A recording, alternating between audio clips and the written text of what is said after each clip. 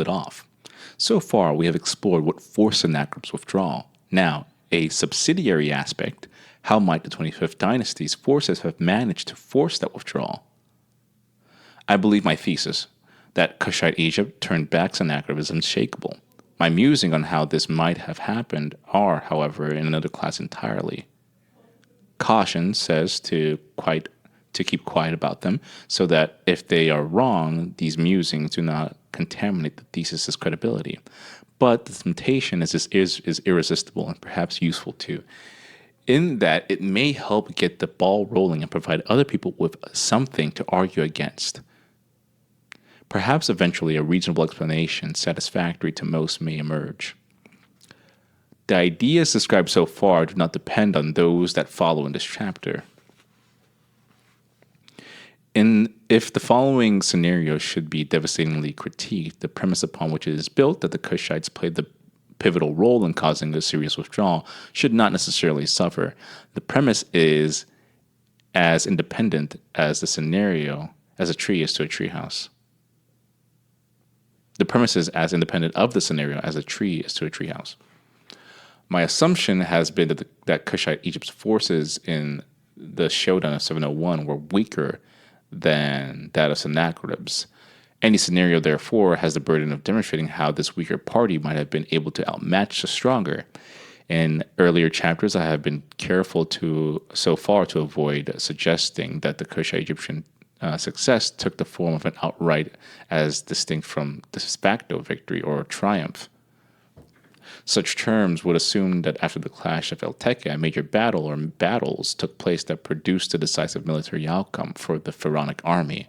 I subscribe to the near unanimous view that sometime well after El Teke, the Syrians brought their campaign to a halt before any such major confrontation involving Sennacherib's main body of troops necessarily took place. There is simply no evidence for such a battle. I believe a combination of factors caused the Assyrians to disengage. The first was the advance of the second Kushite-led forces, made up of mostly fresh troops and perhaps with some veterans of the Battle of El Teke. The second was a desperate and successful effort by the people of Judah themselves, particularly their engineers and manual workers, to improve their fortifications and to deprive the besiegers of water supplies while ensuring their own. Many scholars have noted that with justified awe, the magnitude of this industriousness, the water tunnels in particular. The projects may well have caused significant disruption to the besiegers' plans, although not to the extent of abandoning the siege. The final factor, and a critical one, was the disarray of Assyrian forces. Sennacherib's army was dispersed, making itself vulnerable to Taharka's post-El Teke army. Here is my core scenario for what is likely to have happened. Now, after the Rabshakeh's departure to confer with Sennacherib at Libnah, the besiegers kept only a modest contingent at the capital. That is, partly because of the Assyrian strategy of deploying forces in several areas simultaneously, and partly because of the Jerusalemite success in limiting their besiegers' access to water. Taking advantage of the fact that the Assyrian forces were thin in Jerusalem, Taharka's army moved on to that city and sent the besiegers fleeing. This would explain the frantic flight motive in Herodotus and in the book of Isaiah's oracles. Sennacherib was still in control of much of the rest of the northern Judah. He himself remained in the Lachish-Libnah area. Taharka advanced on him. Sennacherib's troops were not full of strength, their ranks having been depleted both by the action of Jerusalem and by the combat of El Teke, Gath, Lachish, Libnah, and other locales in Judah, Philistia, and Phoenicia.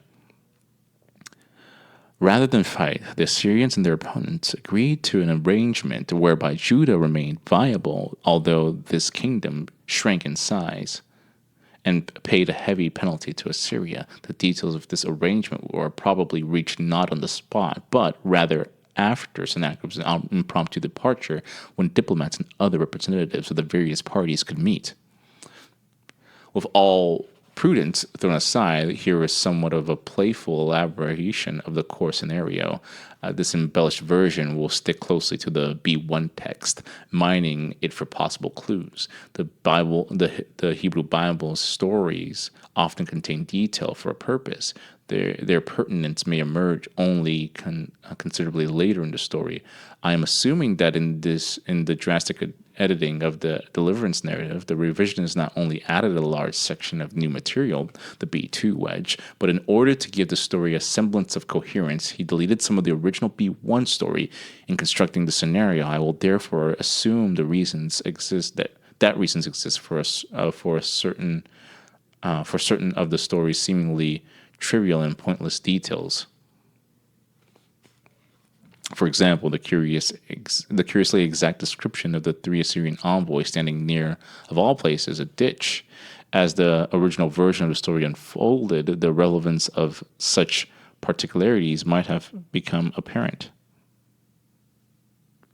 Let's start at the moment in which Hezekiah gets word that Sennacherib aims to quell the rebellion. His first move would have been to appeal for help from Egypt, sending with his envoys a caravan of precious gifts, to which, as he refers, one can readily imagine the sort of debate that this plea would have set off among Chpt, Shabako, and their advisors. One side would have argued for sticking with the existing strategy of waiting for Assyrian forces to reach Egypt. This approach allowed the Cushites to pick the area of battle, build defensive positions if necessary, and confront the invading army when it was weary after marching across the Sinai Desert. Proponents would have pointed out that intervening abroad with maximum force was an extreme gamble that would require draining both Egypt and Cush of almost all troops, so that in the event of their defeat on foreign soil, the Nile Valley would have been all but defenseless. The other side would have made the case that Assyria would simply not expect any kind of preemptive strike outside of Egypt. No Egyptian army having marched much beyond the country's frontier in at least 2 centuries. The Pharaoh's decision to intervene would have called for a 3-part strategy. First, Hezekiah is to play for time to confront the invaders on the field of battle. Hezekiah is to fortify the walls of his town, stock them with garrison troops and food, and with the approach of the enemy, bring into these centers the peasantry whose survival is vital to the kingdom's agricultural economy. Second, the pharaohs are to send a small advance force composed largely of elite chariotry and cavalry. Its mission slow down the Assyrian advance. Third, in the interim, Shabako and Chpt are to organize a much larger second force composed of every soldier and militiaman they can find in Lower Egypt, Upper Egypt, and Cush, and its environs. Hezekiah's objective is to have his kingdom's various forts and walled towns hold out long enough to detain the invaders' progress and allow for the arrival of this second Taharka-led contingent. After smashing through Phoenicia and Philistia, the Assyrian army enters Judah loaded with tribute and plunder. Major tasks remain. The army must still besiege 2 large cities belonging to King Hezekiah, Lachish and Gath, and many smaller ones, including Libnah, about 6 miles north of Lachish, and Ezekah, several miles far north than that. Finally, and most importantly, Assyrians must conquer the capital of Jerusalem, 30 miles northeast of Lachish. That is where Hezekiah is holding out.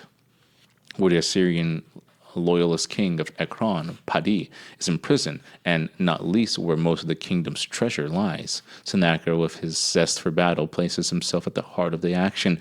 He is in charge of attacking Lachish and nearby towns, including Libnah and perhaps Ezekah. He delegates to others the preliminary phase of the Jerusalem siege, much of it involving routine engineering to encircle the city. It makes sense for Sennacherib to remain in the general area of Lachish. It is roughly midway between Jerusalem and the Mediterranean, and as the Second Kingdom's largest city, 6 roads go out from its different directions. The location is ideal for keeping alert for a possible advance up the coastal plain by a second Egyptian force, and at the same time, it is well suited for sending out warring parties to many of those 46 walled towns and forts, as well as the many villages the king would later boast in his annals of having taken.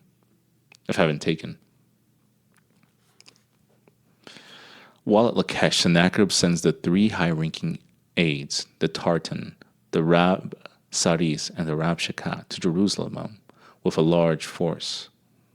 Possibly the army that the three men were leading meets up at Jerusalem with another Assyrian force, perhaps smaller, that has approached from Samaria in the north. The Assyrians set up camp on the ridge of Jerusalem's northwest hill. They build their earthworks around much or all of the city. Sennacherib's three envoys seek a parley with Hezekiah. The Judahite king responds by sending three officials of his own to speak to them just outside the outer wall. The lengthy description of the meeting in 2 Kings chapter 18, verses 18 to 37, shows how the Assyrians use various ploys to manipulate the crowd of Jerusalemites that is listening to the discussion from the ramparts. Much of the Rabshakeh speech is reading a letter by Sennacherib. The speech is complex and layered. While it contains theological coloring, its core appears to be authentic. Several seemingly inconspicuous parts of the B1 account of his performance are telling. The Rabshakeh mocks the Jerusalemites for holding out against the besiegers in hope that Egypt would rescue them. He has an interest, of course, in poor-mouthing Egyptian power. He wants to lower Jerusalemites' morale and resistance. One reason that the Assyrians want a rapid settlement is water. There is very little of it in Jerusalem. 2 Kings may subtly signal the fact when it emphasizes a curious, seemingly insignificant detail in the three envoys' actions. The B1 narrative says of the trio, they went up and came to Jerusalem. When they arrived, they came and stood by the conduit of the upper stool, which is on the highway to the fuller's field, emphasis added. Why would they do that?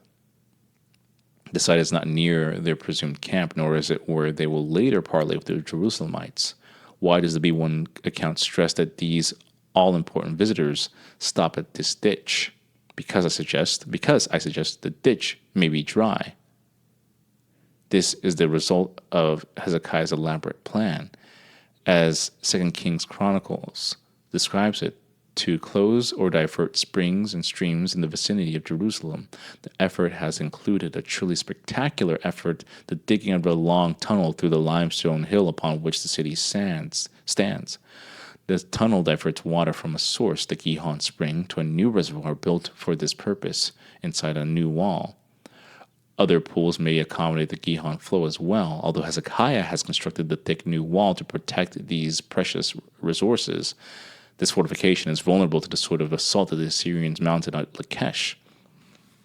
The Gihon Springs, says T.C. Mitchell, is the upper pool to which 2 Kings, verses 19 to 17, chapter 19, verse 17 alludes. Mitchell was an expert on biblical archaeology at the British Museum. Says that the precise place where the Rabshakeh, Tartan, and Rabsari stood cannot be certainly identified, but the implied combination of the water conduit and fuller's field, that is to say, a field in which cloth was cleaned by treading or beating, almost certainly with the aid of water, suggests the area at the foot of the eastern wall of the ancient city, which, until the cutting of Hezekiah's tunnel, could have been watered from the aqueduct running southward from the Gihon Spring. Subsequently, another historian, Dan Bahat, has speculated that the site of the envoy's inspection might have been several hundred yards north of the spring. He says Hezekiah might have previously built a conduit there, which brought water into the city from a small dam the king had erected across the Beth Zetha Valley to block floodwaters. This alternative, though it has nothing to do with the Gihon Spring, is perfectly acceptable. Presumably, the envoys would have noted that the conduit was dry, either because it was the dry season or because Hezekiah had sabotaged it, or both. The lack of water, then, has a profound impact on the besiegers. Little wonder that upon their arrival at Jerusalem, the envoys give attention to the conduit. They see firsthand that their men will have little drinking water also, and this is significant. Their horses, which require vast amounts of it, will not have enough. If this phase of the campaign is taking place in the height of summer, it seems very likely this shortage would be acutely felt. That is the period when, of course, animals are most thirsty, and temperatures in the mid 80 degrees Fahrenheit, or 8,000-pound animal may consume upwards of 25 gallons of water per day. It is also the time of the year in which the alternative source of water, precipitation, is the most scarce. By May and September, Jerusalem ordinarily receives no rain. A final observation of this hydroengineering ploy: my guess is that Hezekiah would divert the water into the city at the last moment, for two reasons, of course. In war, the element of surprise is always advantageous, forcing the enemy to depart from earlier plans. Secondly, the reservoir located within the walls at the southern and downhill end of the city will eventually fill up and overflow, and when this happens, the surplus water will spill beyond the city's southern walls. Mitchell says confidently that this water would not pose a problem. It would not have been difficult to disperse the water to disperse the water on down the valley, where tangled vegetation would have obscured it. Complete concealment seems almost too good to be true, but what is probable is that the Jerusalemites would seek to delay the overflow as long as possible. The Assyrians then have added this incentive for a protracted siege drought.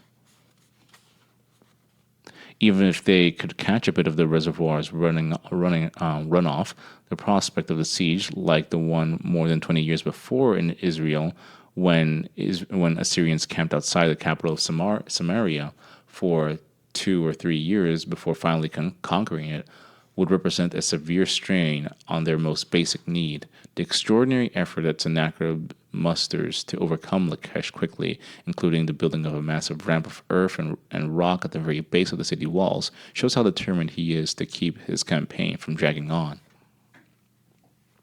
Having inspected the dry ditch, the Assyrian envoys opened their talks with Hezekiah's 3 officials within earshot of the Jerusalemites crowding the city rampart.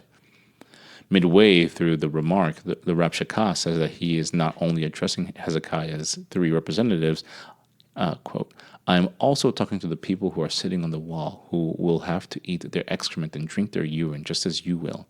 He is postulating that the city faces an acute shortage of food and water.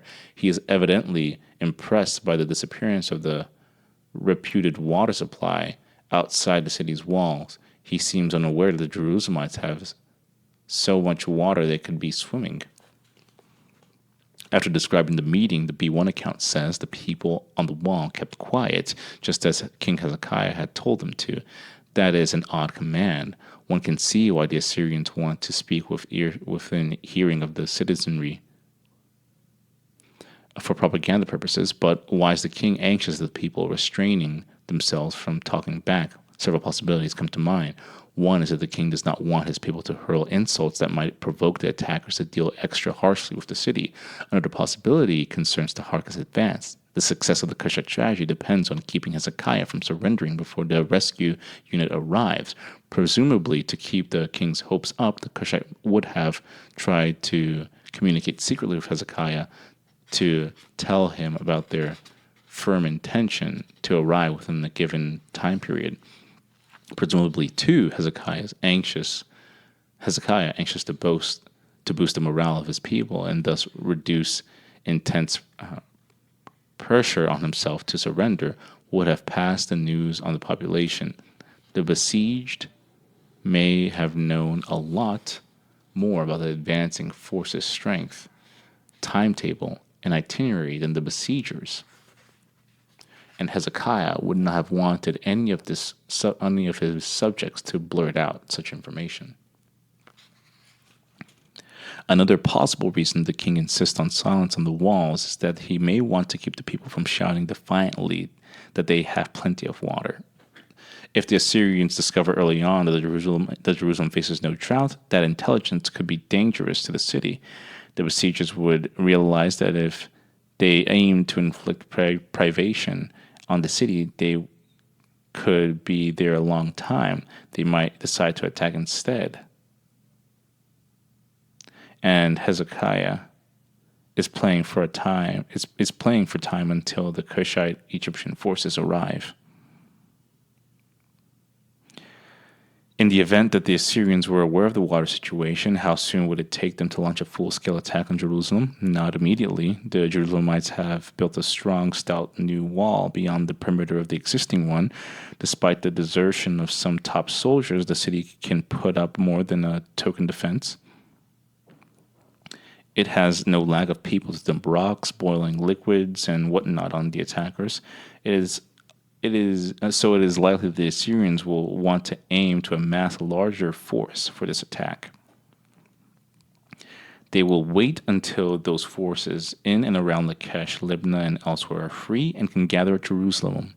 Given the invasion's advanced state, however, this might not be far in the future.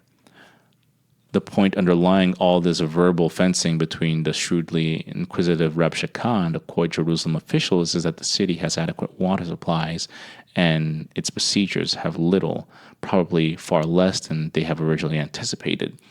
In that same address to Hezekiah's delegates and to the people on the wall, the Rabshakeh makes an offer. I will make a bargain with you in the name of the emperor. I'll give you 2,000 horses if you find that many men to ride them. Many scholars rightly see this as a sneering put-down, a jeer that implies Jerusalem lacks an adequate cavalry or chariot corps. But the taunt may suggest something else as well. The Rabshakeh has truly more horses than he knows what to do with. The Assyrian army placed enormous emphasis on horses. Chariotry was its main strength on the battlefield. Its cavalry was also formidable. But in attacks on fortified cities, both the chariotry and the cavalry were useless. The Rabshakeh, in short, finds himself with an embarrassment of horses. Not only elite battle horses, but also war horses. In the opening phases of the siege, a large number of war horses have been useful for transporting men and supplies to Jerusalem and for hauling rocks and soil to make the earthwork. After that, however, relatively few are needed for carrying supplies and doing errands, and once the city has fallen, for pulling equipment and booty back to Assyria. The Assyrians' construction of an earthwork effectively prevents Hezekiah's troops from confronting the besiegers on an open battlefield. If Hezekiah should propose such a battle, the Assyrians can allow his men to pass over the earthwork unmolested. The Assyrians can allow his men to pass over the earthwork unmolested. But it is highly unlikely Hezekiah will seek this. He has already rejected the offer, assuming that Rabshakeh had not made it in jest of free horses and chariots, and if he does not confront the enemy with them, it is hard to imagine that he will want to confront the Assyrians without them. Of what utility, then, are many of the horses? The end of the campaign seems in sight. That the Assyrian forces are so scattered indicates that they expect no serious threat from outside. One of the puzzling aspects of the conflict of 701 is the question of why there was no battle, or at least no record of a battle, between the rescuers and the besiegers, and yet both Herodotus and several of the book several of the book of Isaiah's oracles appear to describe the foe being put to flight. How does one reconcile these two things? One explanation is that there was in fact a pitched battle that our sources somehow failed to mention. That is possible, but improbable. Such a battle would have been a great event, so it seems unlikely Herodotus' Egyptian sources would have passed over it. Consider another explanation. So far, everything in this scenario derives from a close reading of 2 Kings and, to a lesser extent, of Sennacherib's writings. Now I venture further into conjecture and suggest something that appears in neither of these sources. In a decision that might prove to have serious consequences for their campaign, the Assyrians may have sent away many of their battle horses from Jerusalem, probably back to Mesopotamia. There are excellent reasons why it would have made sense from the Assyrians' viewpoint to dismiss a large quantity of their horses. Already mentioned at this point is that the campaign horses are of little military value. Why keep cavalry and chariotry horses en masse at a besieged city if no major open field battle are foreseeable? Meanwhile, the siege of Lachish has effectively blotted has effectively bottled up another major part of the equestrian corps belonging to Judah's defenders, for the city is probably a center for chariotry. The siege and destruction of Lachish have thus removed another justification for keeping Assyrian war horses in Judah. A second reason for wanting fewer horses is that the camp at Jerusalem has an acute water supply problem. Not only are the Assyrians deprived of water at the Gihon spring, but as noted earlier, Second Chronicles tells us that Hezekiah stopped up all the springs. It is hard to tell just how many miles this sabotage of water sources extended, but presumably it is over a substantial distance. Although the underground water would eventually have leaked out elsewhere in the limestone terrain, the location of these openings would have probably been unpredictable and perhaps hard to find, an inconvenience for water wagons and the like to reach. Also, by August, grazing has largely dried up. If the Judahites have gone to the trouble of blocking wells, it is safe to assume that they also destroyed supplies of hay and grain in a broad area around Jerusalem. No fodder. A more positive reason for wanting to send the horses away is that on the trip home, they could be useful. They can be useful hauling vast amounts of plunder to Nineveh as well as their own wounded. Indeed, the members of the chariotry and cavalry might well have more useful things to do elsewhere, such as escorting those captives on their forced marches or simply getting home to see families and enjoy their booty. In pursuing its expansionist goals, Assyria is generally in a state of almost constant war and depends on its standing army's good morale. Having unsuccessfully tried to threaten and manipulate the Jerusalemites into surrendering, a frustrated Rabshakeh reports back to Sennacherib. 2 Kings says, the Rabshakeh returned and found the king of Assyria fighting against Libnah, for he had heard that the king had left Lachish. The king heard concerning King Tirhakah of Cush, see, he has set out to fight against you. Account B2 interrupts here for a 25.5 verses. The king Sennacherib of Assyria went home, and lived at Nineveh. As we saw in Chapter 9, Frank Yurko and Kenneth Kitchen in their separate articles plausibly propose that the arrival of Taharka's armies coincides with the dispersal of Sennacherib's army, one Assyrian force in Libnah, another at Jerusalem, and others elsewhere. Kitchen goes so far as to say that Taharka is deliberately rushing north to try to exploit the sudden golden opportunity that Assyria's scattered forces present. Up to this point, I believe that Kitchen is right. The Rabshakeh leaves the besieging army at Jerusalem and goes to Libnah to conquer Sennacherib. They will have had much to consult about: the determined resistance of the Jerusalemites, the availability of water and food for the horses, the question of how much water the Jerusalemites themselves possess, the state of the city's fortifications, and the measures that would be needed to storm the walls.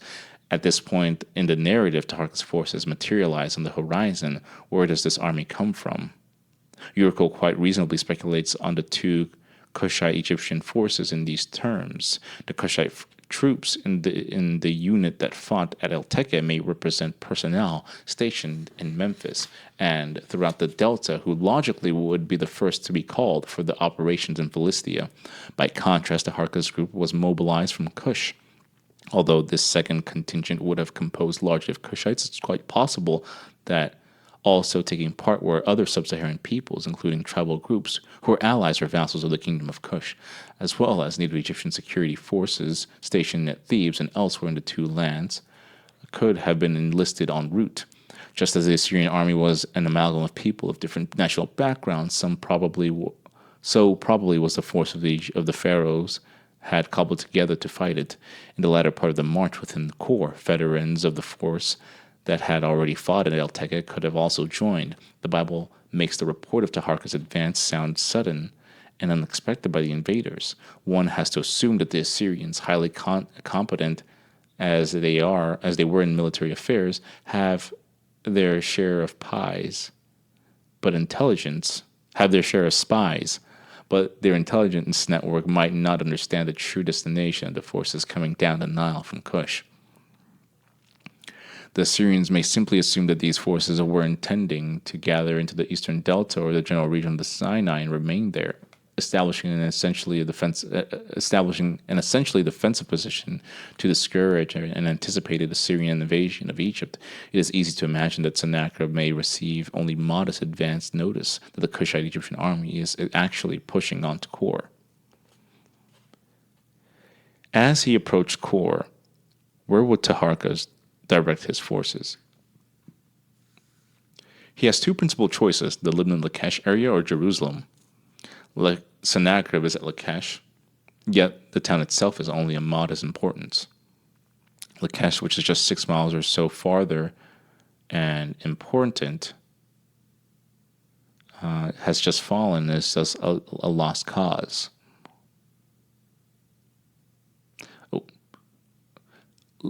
Sennacherib is at Libna, yet the town itself is only of modest importance. Lachish, which is just 6 miles or so farther and important, has just fallen and is thus a lost cause.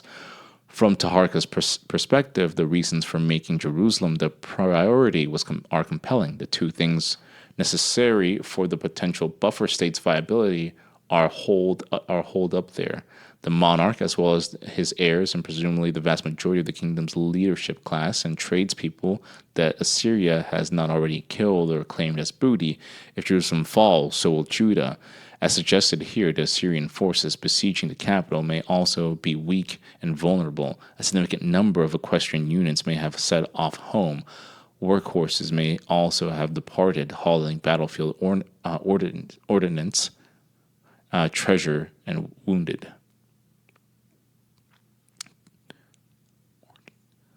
Hauling battlefield ordnance,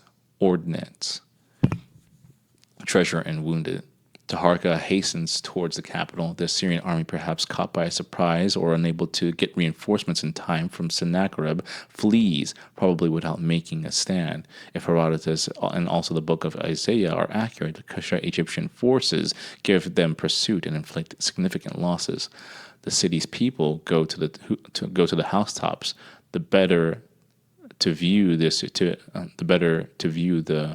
Assyrian forces' flight and to celebrate. Jerusalem, reports Isaiah, becomes full of shouting and a tumultuous city, exultant town.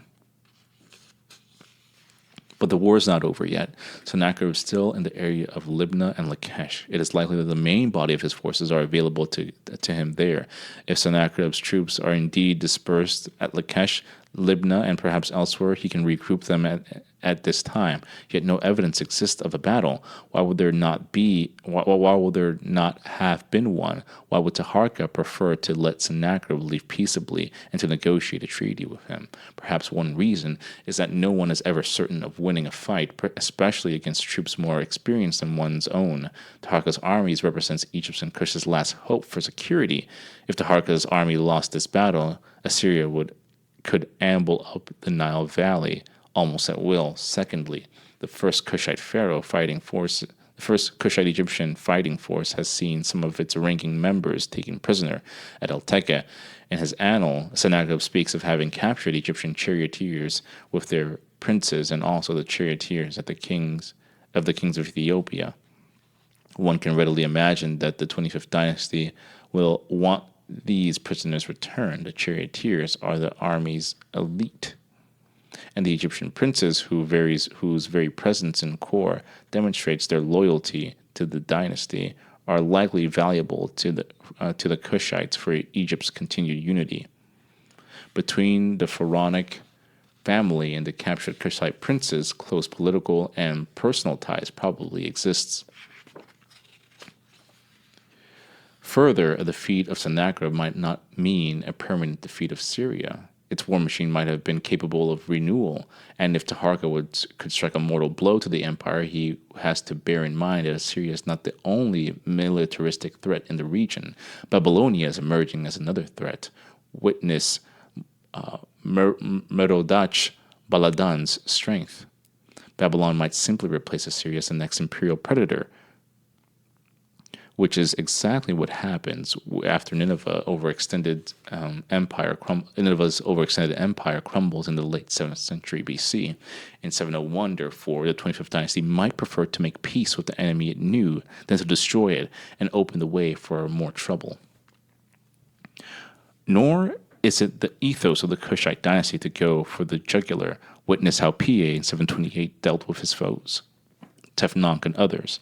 Instead of annihilating them and their forces, he achieved the modus vivendi with them. In return for forgiving them and letting them keep some of their privileges, he was spared casualties, received bountiful tribute, and gained a political situation that, if unconfronted, notably because of Tefnonc's comeback to Lower Egypt, he could at least live with. When he went to war against Tefnonc, Pa states that his objective was not to destroy the rebel, but to make him turn back from fighting forever. In making peace with Sennacherib, the co-regent Shabako and Chpt may have a similar goal. This merciful quality also may have an ethical dimension consistent with the Kushites' kinder, gentler variation of Ma'at. What is certain is that for the rest of his life, Sennacherib abstained from fighting in Kor. Never again did he pose a threat to Egypt. The most reliable part of the Bible's entire description of the events of 701, the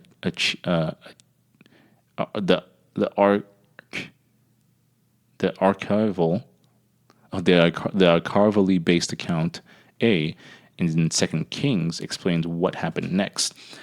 Hezekiah sent a message to Sennacherib, who was in Lachish. I have done wrong. Please stop your attack, and I will pay whatever you demand. The emperor's answer was that Hezekiah should send him 10 tons of silver and 1 ton of gold. Hezekiah sent him all the silver in the temple and the palace treasury. He also stripped the gold from the temple doors and the gold with which he himself had covered the doorpost, and he sent it to Sennacherib. One can imagine the preliminary negotiations. Account A may imply that Sennacherib located these talks at Lachish. If that is the case, it suggests a shrewd effort at seizing the psychological advantage. The city, once the most formidable citadel in Judah, is now a charred ruin.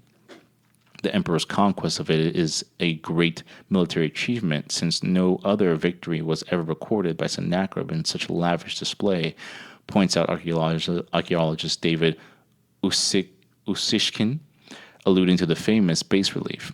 The proximity of the city's tragic remains serves as a poignant reminder to Assyria's negotiating adversaries of the fate that might await Jerusalem if it provokes the empire's displeasure in the future. Thus, Sennacherib saves face, and Taharka save, among other things, Judah. Let's consider one element of this campaign. Taharka's strategy depended on surprise, catching Sennacherib with his forces divided. Taharka's army probably headed first for Jerusalem, neutralized whatever Assyrian forces were there, and then turned west to confront Sennacherib, who had been in the general area of Lachish and Libnah. To do so, the army would have to find a road enabling it to approach Jerusalem from the back door, that is, not from the normal direction from the coast where lay the main highway, the so-called Way of the Sea. Did such a back road exist? Only after roughing out the core scenario did I realize that my ignorance of such a route's existence represented a gaping hole in the hypothesis. My assumption is that a serviceable back road had to exist was gratuitous, based on nothing more than conjecture. The problem that Taharka would have faced as he emerged from the Sinai was this. The plain and the hills that lay between the Way of the Sea and Jerusalem were crawling with Assyrians and their local allies. How could Taharka elude them without causing delays and other problems? Certainly, small roads crisscrossed Judah, and some of them would have permitted access to Jerusalem without passing by the coast, but rugged hills, some of them 3,000 feet high, separated Jerusalem from the Sinai and Negev desert to the south, as well as from the west. To achieve speed and a sure surprise, however, Taharka's army needed a road through this hill country that was not meandering. All country roads are unpaved, so the army would also require one that was in good enough condition for vehicle ranging from chariots to supply wagons.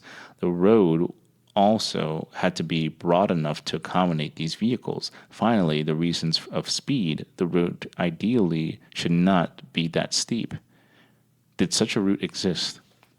Yes, according to The Roads and Highways of Ancient Israel, a book that uses painstaking detective work to reveal just where Judah's and Israel's roads were located during the era, author David Dorsey, who spent 3 years of hiking to discover these transportation networks, does not mention the events of 701, but he shows that one road in particular would have been ideal for Taharka's army. This is the so-called National Highway that links Beersheba, a city at Judah's southern frontier, with Jerusalem. Starting from Beersheba, the highway went north to Debir, Hebron, and Bethlehem. Before passing less than a mile west of Jerusalem, the road from Beersheba to Jerusalem was about 44 miles long. After the capital, this road continued on into Israel, going to Bethel, Shechem, and Jezreel. To reach this highway and thereby bypass Gaza, the region around Lachish, Taharka could have used a road called the Way of Shur through the north-central Sinai, resupplied his forces at Beersheba, and then barreled back up the national highway to Jerusalem. To judge from Dorsey's map, this bow-shaped route would appear to add no more than 10 to 20 miles to any of the more direct Sinai-Jerusalem routes that use the coastal roads. Dorsey estimates that ancient armies typically marched 14 to 15 miles per day, so this route, additional 10 to 15 miles, might have added only about a day to Taharka's army's arrival. The disadvantage would have been a minor one. The itinerary would have bypassed those areas along the coast and general area of Lachish, where the presence of Assyria and its Philistine allies were strong. The Beersheba to Jerusalem ledge cleaved to ridges or high plateaus, the watershed for most of Judah. This meant that the road's physical conditions was far better than for routes located on hillsides or valleys. By occupying the watershed, the road was immune to fallen rocks, and erosion from rain earlier in the year would have been minimal. True, about 12 miles south of Hebron, or about 1/3 of the way to Jerusalem, the national highway briefly left the watershed and descended into a series of valleys. Dorsey, however, says that a secondary branch remained along the watershed, so the army would have had the roadway as an option. This sustainable ability to remain on the watershed is rare, if not unique, for long distance itineraries on Judah's roads. The route's easy grades presented little challenge for weary horses and foot soldiers, even as it offered a welcome measure of security. By constantly occupying the highest points of land, the route would have given Taharka's army the best possible tactical position in the event that the word of its advance brought out a force to intercept it. In short, by detouring through Beersheba, the Cushites would have been able to strike at Jerusalem swiftly and with minimal interference. How fast could Taharka get to Jerusalem? Although the typical daily progress of armies in ancient times was, as mentioned, about 15 miles, when pressed they could go much faster. Alexander the Great's army was capable of marching 25 miles in a single day, and in one instance the Roman army is believed to have been able to sustain a daily average of 46 miles over a period of a week. By leaving his supply train behind, then Taharka could have dashed to Jerusalem in just one day. Or more likely, too, given the army's condition after the desert march and possible combat in the Beersheba region, he could have caught Sennacherib flat-footed and unable to bring fresh troops into position at the capital. Plausible though this scenario is, it is but pure speculation and not really essential to the book's thesis.